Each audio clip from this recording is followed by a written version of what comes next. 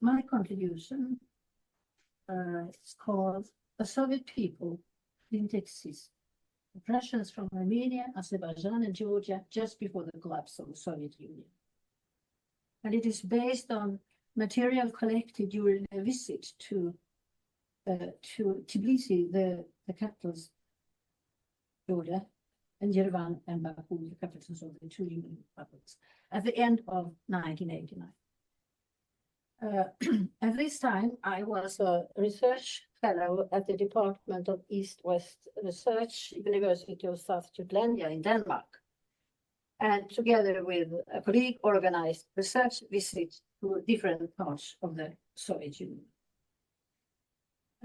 So this journey was part of this my activity. The main conclusion from what I observed and heard during the 1989 trip to South Caucasus was the following. It confirmed a suspicion I had nurtured for some time, emerging from my studies of contemporary Soviet-Russian literature. The official Soviet thesis of the emergence of a new historical community, a Soviet people, was wrong. Serious contemporary literature did not narrate politically correct stories about Soviet man, Soviet speech, just man, without the epithet Soviet. It did not narrate about a Soviet people, predetermined to build and eventually live in a communist society. It described peoples without the epithet Soviet. måste visa bilder. Yes. This picture, мы ставили свои задачи покончить с национальной рознью и угнетением и мы решили. Well, we took upon us the task to build, to end all national enmities and we succeeded. Yeah, and we and we succeeded. They always did. This is this is a poster from a success sometimes in the 1970s. Well, according to the official Soviet Marxist self-image, there were not and indeed could not be any conflicts between nations and ethnic groups in the multinational socialist Soviet states. The national consciousness and the ethno-national contradictions that we experience in the South Caucasus demonstrated with unmistakable clarity that the conflict-free official Soviet self-image did not correspond to reality. My article presents a number of examples related, for instance, to the growing conflict between Armenia and Azerbaijan on the mainly Armenian-populated autonomous region Nagorno-Karabakh within Azerbaijan, and also the intensifying contradictions between the Union Republic Georgia and its autonomous entities, South Ossetia and Abkhazia. Actually, so before our eyes at Baku airport, Azerbaijani soldiers deserted from the Soviet army.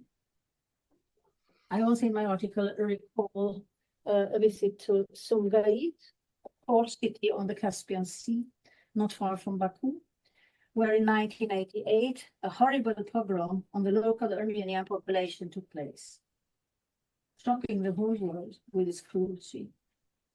The pogrom demonstrated with clarity that the thesis of unshakable friendship between the Soviet peoples did not correspond to reality. And at the end of my article, I put my observations in context with political processes in Moscow at the same time, and and discuss the role of what was taking place in the Caucasus the influence of that on the dissolution of the Soviet Union. Okay, thank you very much, Märta-Lisa. Well, two more photos that are interesting here, illustrating from your paper here, demonstration at Lenin's Way, Baku, where many of the protesters are Syrian refugees from Armenia. Okay, okay, my turn. This chapter, 4 years that Georgia's identity. This chapter spans the years 87 to 90. I spent long period in Tbilisi in these years. I could follow a rapid transformation of the Georgian society. From the last Soviet May Day parade in 87, with red flags and slogans such as "Glory to the Communist Party," up to a situation where the independence movement had reached a very strong momentum in the 1990s. So the photos here, you can see Tbilisi University with the red banners and Lenin over the entrance. I was on a grant to Tbilisi University as a PhD candidate in general linguistics doing my field research on a topic in Georgian grammar. And being a linguist, I was, of course, interested in, well, to observe the language situation and how it evolved. In the beginning of this period, in 87, Russian was not a challenge, really. It was widely used in administration and education and media, although Georgian had a rather strong challenge. It was used as language instruction at university. You could write your dissertation in Georgian and so forth.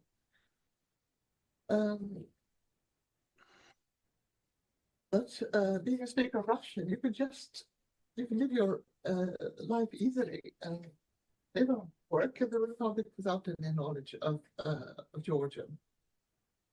Although Georgian formally had the status of official language according to the Georgian constitution at the time. However, already in 1988, the Associated Glasnost manifestations were increasing support of the Georgian national language and culture and more political freedom.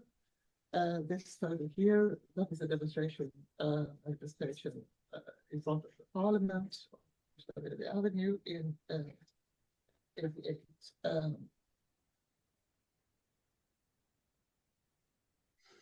But this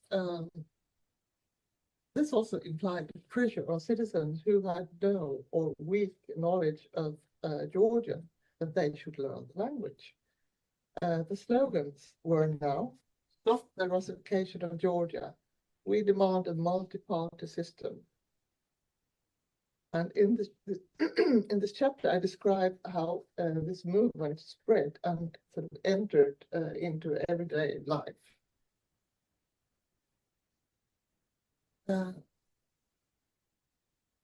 Of this movement and the demands for an increased use of Georgian, which was in line with the constitution, were of course not without controversies in multi-ethnic Georgian Republic. In particular, this was met with resistance among the Abkhaz and Ossetian minorities, who did not wish to see this development and prospect of an independent Georgia. In 1989, I closely witnessed the first phase of the violent Abkhaz-Georgian conflict, which is described here in the massacre of 80 demonstrators in Tbilisi on April 9, 1989 was a decisive moment for the Georgian population and their wish to restore Georgia's pre-Soviet independence. I attended the first anniversary of this event in 1990, you see here on the slide. And heard the crowd nearby in front of the General Staff Caucasus Military District shouting, "Occupiers, occupiers." However, in Soviet Georgia in 1990, despite all the demonstrations, any breakup of the Soviet Union was still perceived as utopian. Okay, I stop there. We will move on to, do we have Lars here? Thank you, and sorry for the sore throat, but I hope you can hear me anyway.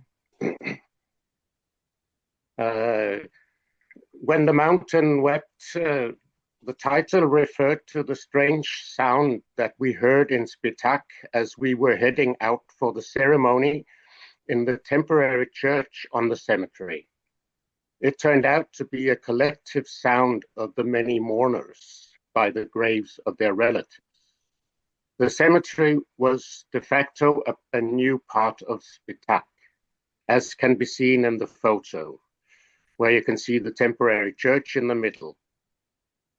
Around 5,000 people out of 15,000 died in Spitak. That is around a third of the population. Almost all buildings were destroyed. The earthquake has also been referred to as the Spitak earthquake, as the epicenter was closely located to Spitak. More than 35,000 died altogether in Ain Armenia during the earthquake. The trend of placing large engraved images of the dead relatives taken from photographs made the event even stronger, as so many looked far too young to be dead, as you can see on the photo right here. Every time the relatives looked up to the images of the deceased, the mourning again became louder. The earthquake has often been referred to as the beginning of the end of the Soviet Union, as the Soviet leadership and President Gorbachev quickly had to acknowledge that there was a need for assistance in different forms from around the world to tackle the many different challenges of the earthquake. Rescue workers from all over the world arrived to assist the situation. One of these features were the building of temporary housing facilities, so-called prefab houses.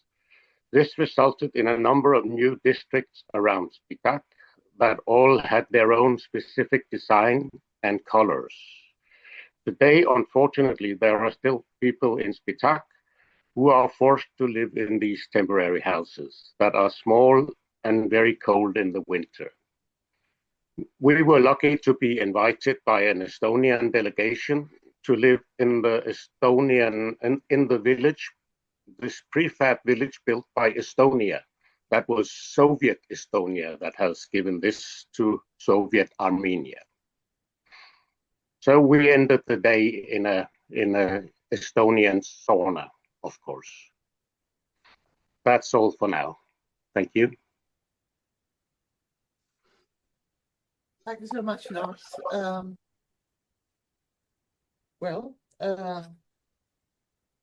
One more short presentation here.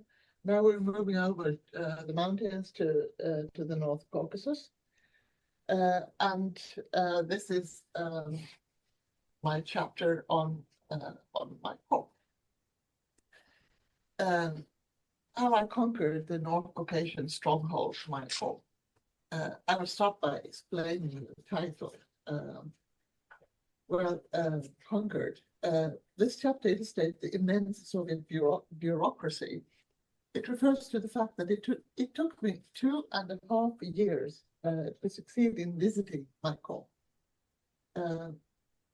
Akop is the capital of the Adygea Autonomous Oblast in the North Caucasus in the Russian Federation. So several parts of the North Caucasus were closed to foreigners for security or military reasons. And Soviet visas were issued to a city. So even when staying in Tbilisi on a visa, you were not allowed to go to other Soviet cities. You could just sort of travel a couple of miles outside the city and have one. So why was it so important for me to go to my corps? Adygea is the westernmost region of the Circassian minority in the North Caucasus. And in early Soviet times, the Circassians were divided to live in different territories and under different labels, Kabardins, Cherkess, Adygea, Shapsur. And that way making the group weaker, divided, and much less visible. This group that used to be the biggest ethnicity in the North Caucasus before the Russian conquest in the mid-19th century. Well, my main interest, however, was in the unique and under-researched Circassian language. The Circassian language is a Northwest Caucasian language, and it's not related to any languages outside the Caucasus. I will not go into details here, of course, but this visit, after this visit, many years followed research on the structure of the Circassian languages together with native specialists. I have some photos here from the visit. This is the hotel roof. That was a study during my time in. And it was not on the computer, it was all paperwork. And there's also a photo from the department.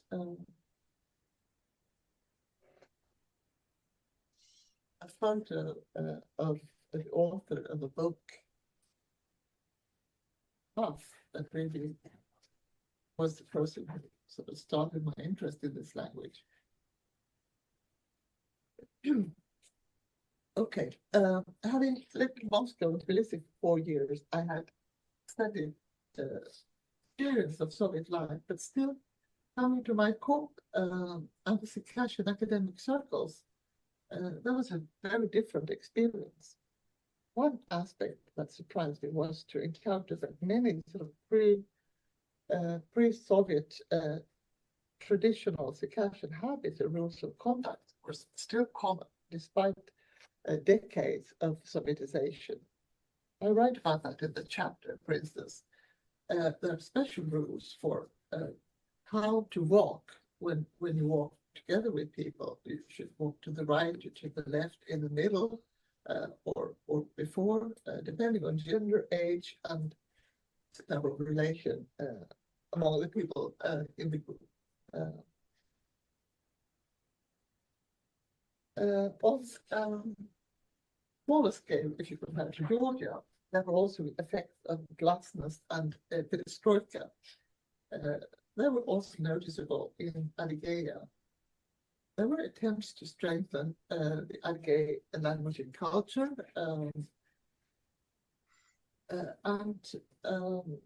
well, to resist Russification and also to gain more freedom. But this was, of course, it was not freedom in relation to the Russian Federation, but it was rather to try to leave the Krasnodar Krai, the Krasnodar region, of which Adygea was a part. Okay, I will stop there. This glimpse to what it was like in the Adygea Republic, and one more to go now. Give the floor to Lars again.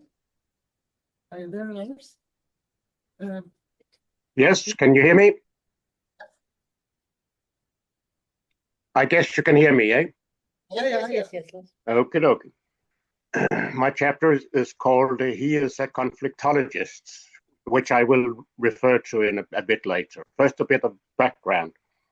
In late November 1992, the first violent conflicts inside the Russian Federation broke out over the Prigorod district, located to the east of the North Ossetian capital of Vladikavkaz. The violent clashes between Ingush and Ossetians resulted in over 700 casualties, and almost all Ingush were forced to flee to the neighboring Republic of Ingushetia. Between 30,000 and 60,000 had to leave the Prigorod districts. The different numbers were due to the fact that many Ingush had settled here without formal registration. And a few words on the background. The Prigorod district had once belonged to the autonomous Soviet Republic of Chechnya and Ingushetia that was dissolved by the Soviet authorities in 1944 under the leadership of Stalin. And all of the population were forced into exile under harsh conditions in Kazakhstan. After 1957, they were allowed to return, except to the Prigorod district that the Soviet authorities had decided should stay within North Ossetia. I arrived in Vladikavkaz a few weeks after the violent clashes, and emotions ran very high on both sides of the conflict. And they had very different assessments of what had actually happened. I had to learn to see many photographs of dead bodies covered in blood. The title of the chapter, however, refers to my meeting with Sergei Tabolov that opened the door for me in the Republic of North Ossetia in 1992. He was the leader of the North Ossetian Humanitarian Research Institute and was also elected for parliament. He liked to introduce me as a conflictologist, though he knew very well that I was not a conflictologist. But he did this in a manner of respect and good humor. They had just experienced a couple of weeks with high tension and mainly interests from journalists from Europe or the rest of the world that often displayed no real interest in the North Caucasus.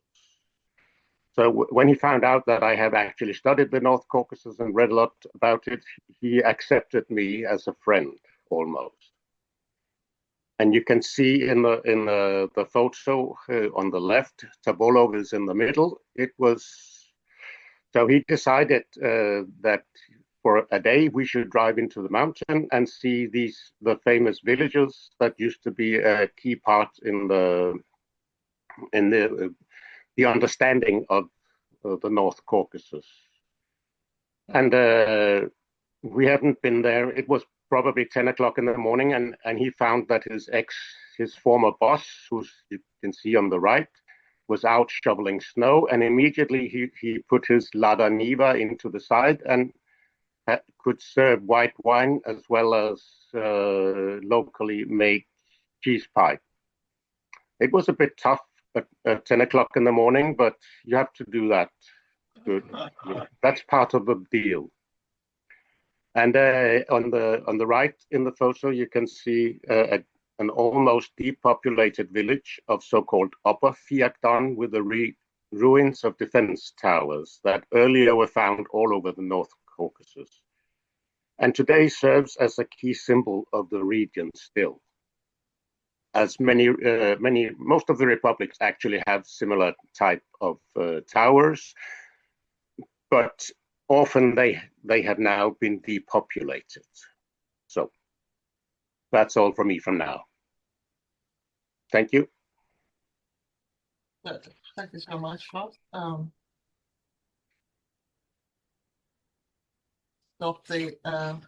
All right. So now I think you have a flavor of the book. Well, first, or we should say that this book, it was planned, and the target audience are students at Caucasus Studies. So we started actually to plan this project in 10, 15 years ago. I think, the first workshop at least. Well, anyhow, it happened so that it was published, it was finalized and published in Swedish and Danish in 2021. That will say at same in the year of the anniversary year of the dissolution of the Soviet Union. But our how do you say audience, which we think about, is not only students but also general public as well as specialists. Because what the authors observe and reflect upon are issues and conditions that had been hidden or forbidden actually before this period, the Gorbachev, Glasnost and Perestroika period. It was about suppressed memories, historic grievances, issues that turn out to be important for the outbreak of these of conflicts, and also the dynamics of conflicts in this region. The Caucasus regions actually was until 2022 and Russia's full-scale invasion in Ukraine. This region was the most war-torn area in the former Soviet Union. So we think that there might be readers that are interested to read about the, what could you say, the first phase of these conflicts in the Caucasus region. And we have just mentioned a few here. You have to read the book. One more slide.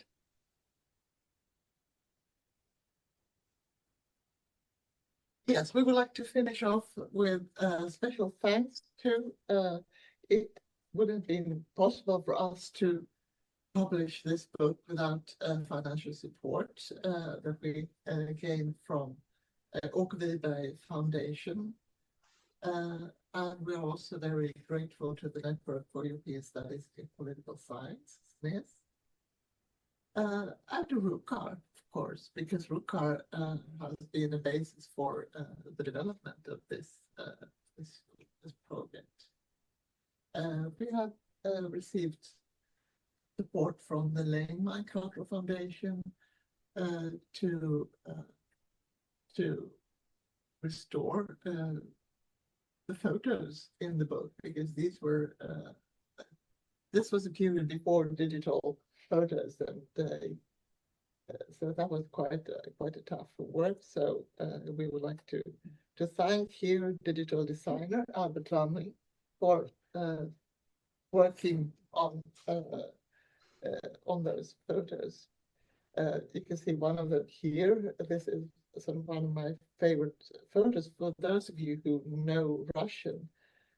You can see the arms of the Soviet Union. This is the Hippodrome in Tbilisi. Партия Ленина, сила народная. That's Lenin's party. That's sila. People's power. Strength, yeah, that is strength. The strength of the people. And then we have this demonstration, part of it with Gamsa Khodia, one of the main figures was leading here. So it was a time of huge contrasts, of some breaking period between the Soviet and the new time. There's also one more name here that I would like to mention, or we'd like to mention. That is Professor Jean Hudson. I think many of you here know her. This was the last work that she was involved in. She was consulting us extensively on English. Jean Hudson was a professor of English here on university, And sadly, she passed away now in January. So, of course, we very warm memories of her here. She was also, although she was a professor of English, she was also a very big friend of the Caucasus and Georgia. So, with these words,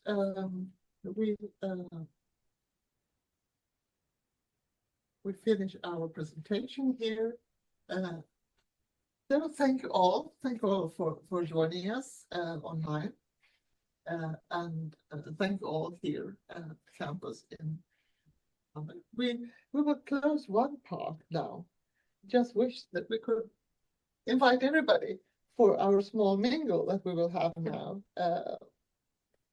another time. Welcome to Mama. Okay, thank you all.